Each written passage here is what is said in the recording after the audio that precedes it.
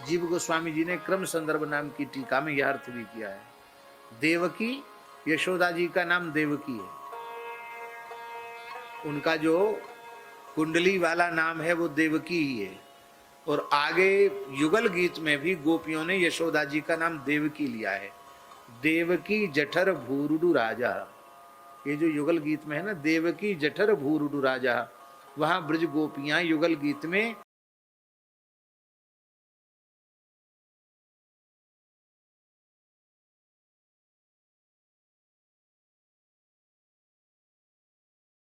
यशोदा जी का नाम देवकी ले रही है।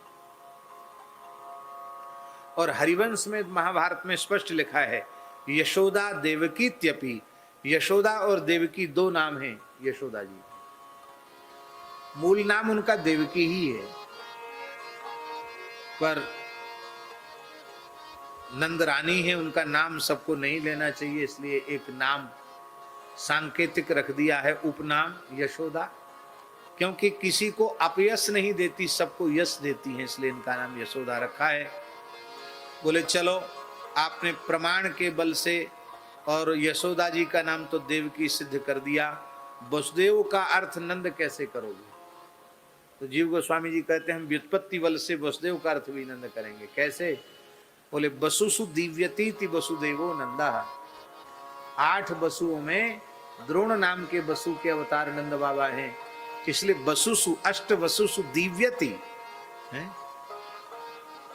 कस्मात् धेतो दिव्यति।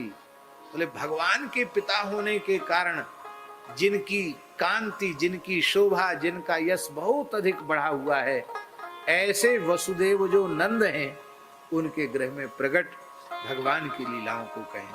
आप लोग कहेंगे ये दोनों बातें क्यों कही, एक से ही हो जाता, दोनों बातें क्यों कही?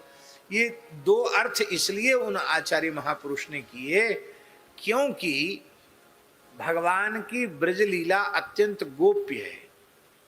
कैसी है? गोप्य, सूक्ष्म है, बड़ी रहस्यमयी है महाराज जी। सब जीव उसके अधिकारी नहीं है। आज बड़े दुख की बात है, भगवान की जो रहस्यमयी लीला थी उसको हम लोगों ने बाजारू कर दिया, सस्ता कर दिया, इसीलिए जो जिसके मन में आता वही बोलने लग जाता है, कुछ भी बोले। मुखमस्तीति वक्तव्यम, मुख है तो कुछ ना कुछ तो बोलेगा, लोगों ने बोलना शुरू कर दिया।